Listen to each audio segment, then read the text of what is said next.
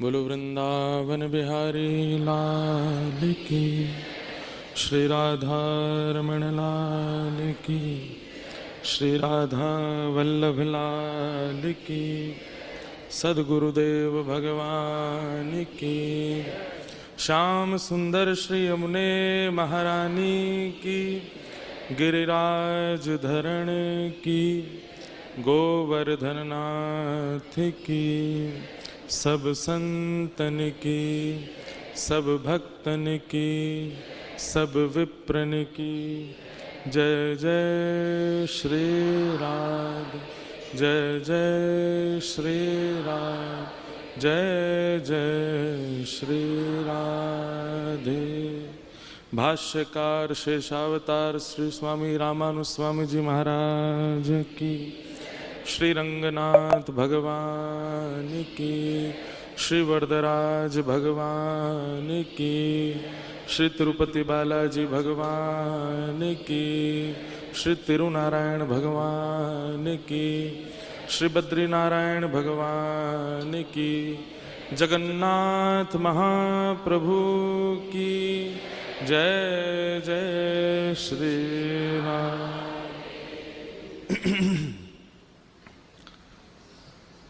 लक्ष्मीनाथ समारंभां नाथयामुन मध्यमाम् अस्मदाचार्य पर्यंतां वंदे गुरु परंपरां। हम आप सबका परम सौभाग्य है कि गुरु पूर्णिमा के इस पावन पर्व पर हम आप सब लोग ठाकुर जी की शरणागति ग्रहण कर रहे हैं। मैंने कहा अब क्योंकि आप लोग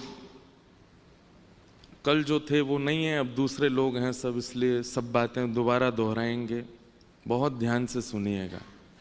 कई बार ऐसा होता है कि जब प्रारंभ में हम लोग कुछ उपदेश सुनते हैं उसको थोड़ा विलंब हो जाता है तो फिर हम भूलने लग जाते हैं, ऐसा नहीं, बहुत ध्यान से सुनिएगा। सबसे पहली बात, शरणागति किसी व्यक्ति विशेष की नहीं होती है, शरणागति ठाकुर जी की होती है। बस कराने वाला एक आचार्य होता है, तो उसी आचार्य के रूप में गुरुजन हमारे सामने व्यवस्थित होते हैं। वे गुरुजन अपनी अपनी संप्रदाय के मतों से आपकी शरणागति कराते हैं। कोई गौड़िया वैष्णव संप्रदाय में है की कराते हैं, माध्यम बनते हैं, बाकी शरणागति आपकी ठाकुर जी के लिए होती है, ना कि एक व्यक्ति के लिए। लेकिन क्योंकि एक ने हमारी शरणागति कराई इसलिए हम उसको पूजते हैं, उसको वंदन करते हैं, उसके प्रति अथाह विश्वास निष्ठा रखते हैं कि इन्होंने हमारी शरणागति कराई इसलिए हम इनको वंदन करते हैं। और वो निष्ठा, वो वंदन उसी भाव से किया जाता है जिस भाव से ठाकुर जी के प्रति होता है। तो इसलिए ये शरणागति कराने वाले को ही गुरु शब्द कहा गया, गुरु कहा गया है। 4 संप्रदाय हमारे यहां प्रमुख रूप से हैं, श्री, ब्रह्म, रुद्र और सनकादि। 4 मत हैं, इन चारों की ही शाखाएं हैं दुनिया में। आप जिस भी संप्रदाय का नाम लेते हैं वो इनसे ही प्रकट है। और एक बात ध्यान से सुनिएगा, अगर कोई संप्रदाय इन चारों से कनेक्टेड नहीं है तो उसमें कभी भी किसी की शरणागति नहीं हो सकती है। और अगर कोई वहां शरणागति ले रहा है तो इसका मतलब है फिर वो संभवतः भगवत मिलन में बाधित होगा। श्री, ब्रह्म, रुद्र और सनकादि, ये 4 हैं। हम आप सब लोग जिस संप्रदाय में दीक्षित हैं या होने वाले हैं उस संप्रदाय को श्री संप्रदाय कहते हैं। क्या कहते हैं?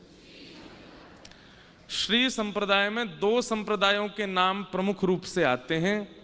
पहली है रामानुज संप्रदाय और दूसरी है रामानंद संप्रदाय।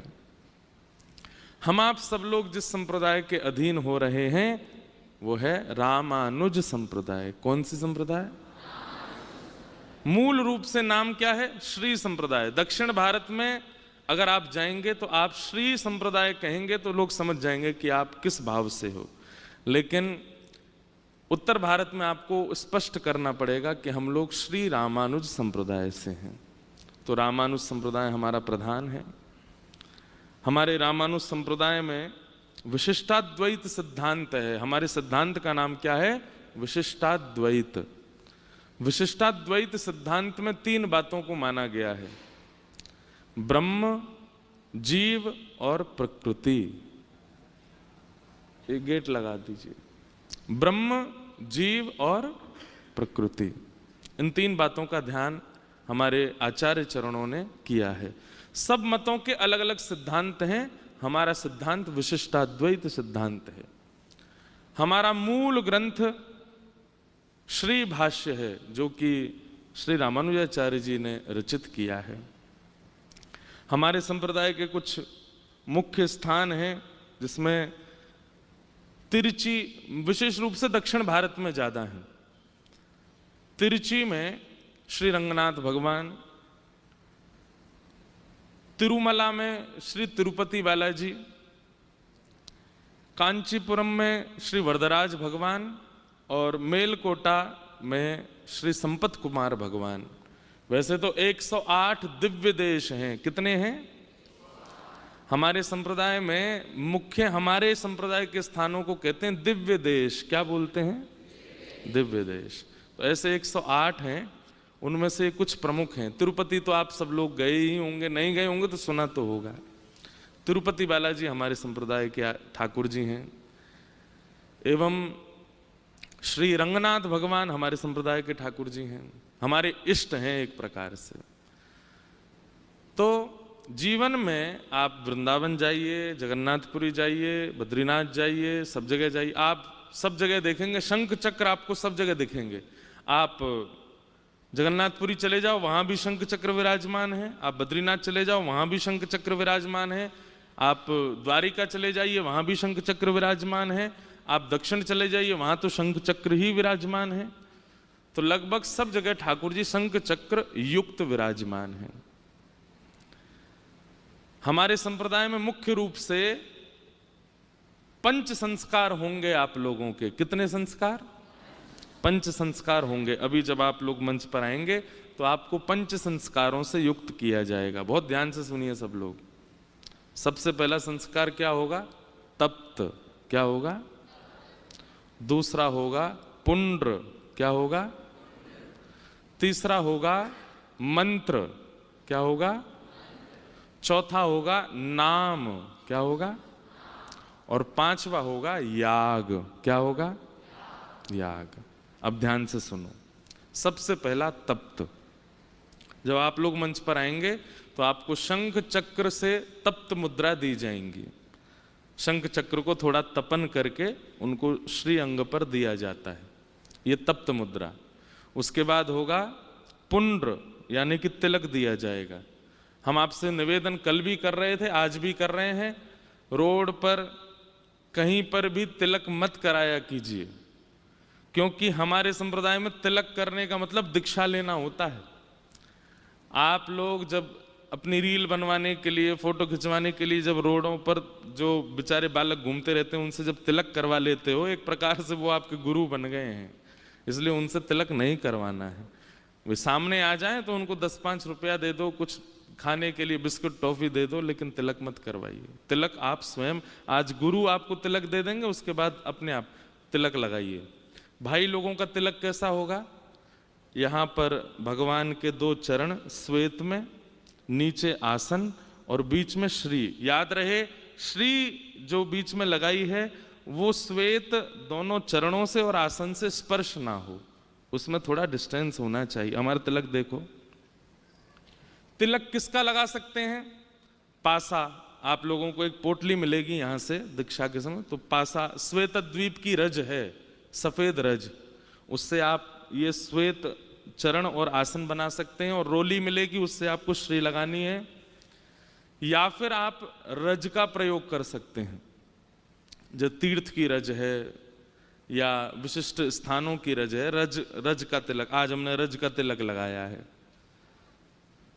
या फिर केसर युक्त चंदन घिस के चंदन का तिलक लगा सकते हैं। लेकिन श्री ये तो लाल रोली की ही लगेगी। कई लोगों को हम जानते हैं वो लिपस्टिक लगा लेते हैं यहाँ पे। एक भैया हैं, हमको मिले वो, मैंने कि यार तुमको इतना पसीना आता, तुम्हारी श्री नहीं बहती। वो महाराज जी मेरे पास परमानेंट तिलक है। मैंने क्या है? तो अपनी धर्म पत्नी की लिपस्टिक लेके चलते हैं, बताओ, उसी को ही लगा लेते। बोले पसीना आए चाहे कुछ, मेरा तिलक अखंड है।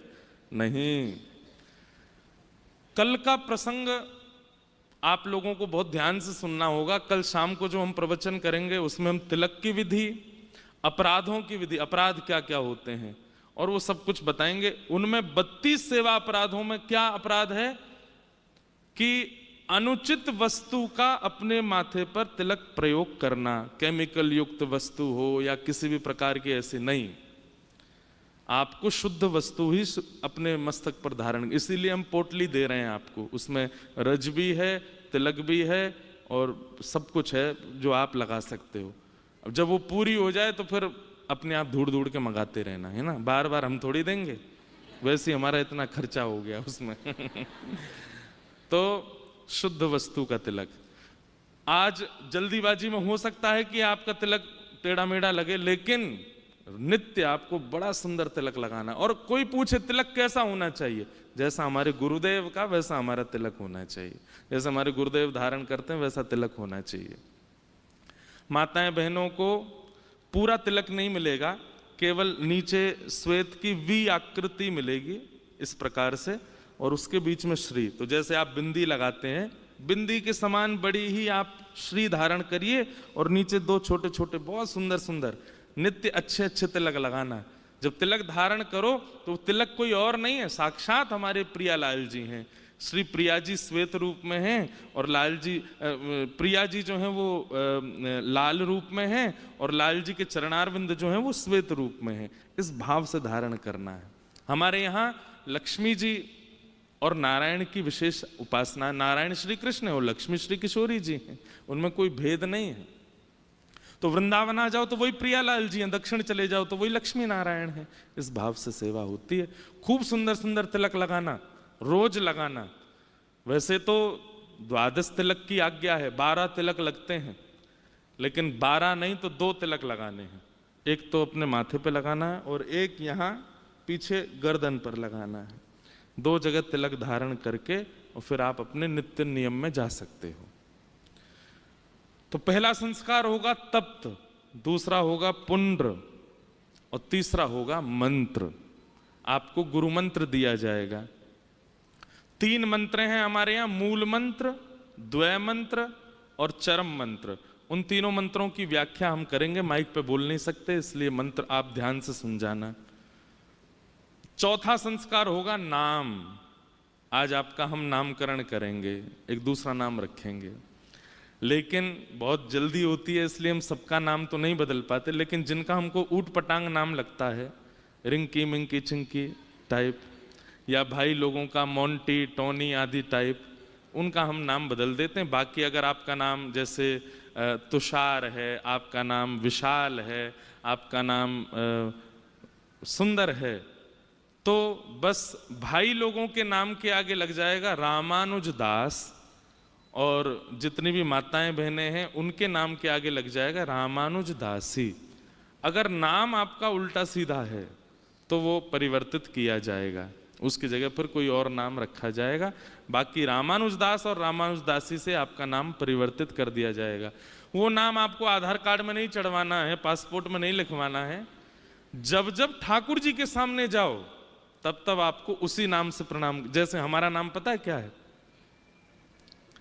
तोताद्रीनाथ रामानुज दास, ये हमारा दीक्षा का नाम है। क्या नाम है? तोताद्रीनाथ रामानुज दास।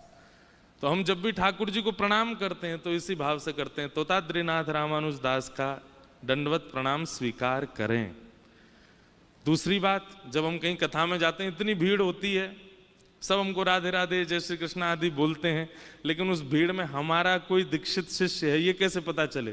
तो जोर से अपना नाम बोलना, विशाल तोताद्री विशाल रामानुज दास का प्रणाम स्वीकार करें, तो मैं तुरंत समझ जाऊंगा ये तो अपने कोई दीक्षित शिष्य हैं। तो नाम, ये चौथा संस्कार। और 5वां संस्कार होगा याग।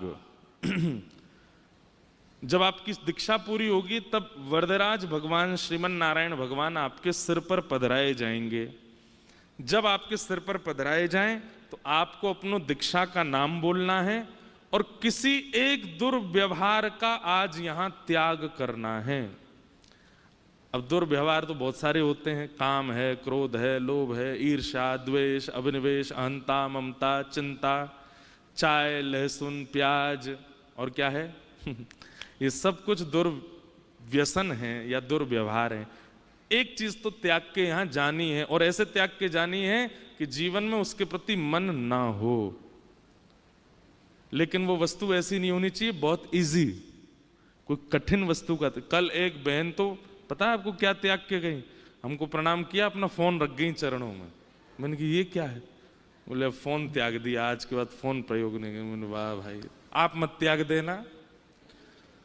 पर किसी एक भाव, अपने किसी एक दुर्व्यवहार का, जब ठाकुर जी आपके सिर पर पधराए जाएं, आपकी अंतिम शरणागति हो रही हो, उस दिन उसका त्याग करना है, और फिर जीवन में उस वस्तु की ओर पलट के नहीं देखना है। तो ये पंच संस्कार होंगे आपके। आप लोग धीमे धीमे मंच पर आते जाएंगे। अब आप लोग मौन हो जाइए, सब लोग मौन हो जाएंगे, कोई भी बोलेंगे नहीं। केवल और केवल अपने आराध्य इष्ट ठाकुर जी का स्मरण करते रहो। जो स्वरूप ठाकुर जी का प्रिय लगता है चित्त में धारण करो। अब हमारी बात सुनो, कई लोगों को बहुत विलंब से दीक्षा मिलेगी, जितने विलंब से दीक्षा मिले उतना बढ़िया है। कल दीक्षा क्रम में जितने लोगों ने प्रारंभ में दीक्षा ली, हमने उनको इतने ठंडे ठंडे मुद्रा दी कि उनकी मुद्रा प्रकट ही नहीं हुई। पर शाम को जिनको दीक्षा मिली है उनकी मुद्रा आज निश्चित प्रकट हो गई होगी। क्यों? खूब गरम गरम दी हमने। मुद्रा प्रकट होने का मतलब यहां शंख चक्र दिखने लग जाएं। अब आप विचार करो, जब देह पर शंख चक्र विराजमान हो जाते हैं तो एक चीज से तो आप आज ही निवृत्त हो जाओगे कि यमलोक नहीं जाना पड़ेगा। जब यमराज देखने के लिए आएंगे और जैसे ही देखेंगे कि इनके भुजा पर शंख चक्र अंकित हैं, यमलोक नहीं जाना पड़ेगा। इसलिए भैया नियम का पालन कीजिएगा, दुर्वचन और दुर्वस्तु का सेवन मत कीजिएगा। हम समय समय पर आज्ञा करते रहेंगे, उन आज्ञाओं का पालन कीजिएगा। अब ये प्रक्रिया हम प्रारंभ करते हैं, और कोई बात अगर हमारे मन में आएगी तो दीक्षा के बीच में हम बोलते रहेंगे। उन बातों को बहुत ध्यान से सुनिएगा। इस वक्त हम कोई वार्ता नहीं कर रहे हैं, कोई कथा नहीं सुना रही है, उपदेश है। इस उपदेश को बीच बीच में हमारे मन में कोई बात आएगी तो हम बोलते रहेंगे। विष्णु सहस्त्रनाम, गोपाल सहस्त्रनाम का पाठ निरंतर चलता रहेगा। आप अपने नेत्र बंद करके चित्त में ठाकुर जी का स्मरण करते रहिए। किसी को प्यास लगे या भूख लगे तो वो सहज ही बाहर जा करके जलपान कर ले और फल आदि कुछ पा करके पुनः यहाँ बैठ जाए। दोपहर के बाद जिन लोगों की दीक्षा होगी वो लोग प्रसाद पा लीजिएगा। जिनकी अभी दीक्षा हो रही है यहाँ दीक्षा लेंगे।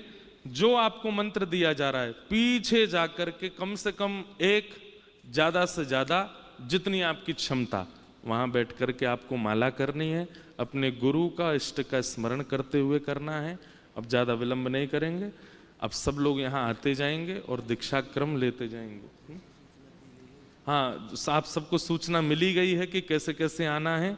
वैसे ही आइए जैसे सब सूचनाएं दी गई हैं। यहाँ पर 20-21 लोग मंच पर आते जाएंगे। हाँ, एक एक लाइन आती जाएगी। वो सब दीक्षा लेके यहाँ बैठेंगे, फिर सबका क्रम हम अपने आप व्यवस्थित करेंगे। बाकी के लोग गुरु मंत्र, गुरु नाम करते रहिए। बोलो वृंदावन बिहारी लाल की, श्री राधा रमण लाल की। इसको हटा दीजिए, यहाँ नहीं चाहिए, इधर एक रूमाल दे दीजिए बस। हाँ। अस्मद्गुरुभ्यो नमः। अस्मत्परम गुरुभ्यो नमः। अस्मत्सर्वगुरुभ्यो नमः। श्रीमते रामानुजाय नमः। श्रीपराङ्कुशदासाय नमः। श्रीमदयामुनमुनये नमः। श्रीराममिश्राय नमः। श्रीपुण्डरीकाक्षाय नमः। श्रीमन्नाथमुनये नमः। श्रीमते षट्कोपाय नमः। श्रीमते विश्वक्सेनाय नमः। श्रियै नमः। श्रीधराय नमः। ओम श्री परात्पर गुरुभ्यो नमः। अस्मद्देशिकमस्मदीयपरमम् आचार्यान्यशेषान् गुरुन् श्रीमल्लक्ष्मणयोगिपुङ्गवमहा पूर्णौ मुनिं यामुनं रामं पद्मविलोचनं मुनिवरं नाथं शठद्वेषिणं शेनेशं श्रियमिन्दिरासहचरं नारायणं संश्रये वानाद्रियोगिपदवारिजभृङ्गराजं नीलाद्रिनाथचरणाम्बुजशक्तचित्तं श्रीवासुदेवफलभुग्गुरुमाश्रितं तं भक्त्या भजामि गरुणध्वजदेशिकेन्द्रं वानाद्रियोगिपदवारिजशक्तचिन्तं नीलाद्रिनाथचरणाम्बुजभृङ्गराजम् आचार्यवर्यगरुणध्वजमाश्रितं तं श्रीकृष्णचन्द्रगुरुवर्यमहं भजामि श्रीकृष्णचन्द्रपदपञ्जरिकाविभिन्नं गोवर्धनाद्रिगिरिनाथपदैकभृङ्गं श्रीवेङ्कटेशचरणाश्रितभक्तभक्तम् इन्द्रेशवर्यगुरुवर्यमहं भजामि। ॐ श्री परमात्मने नमः।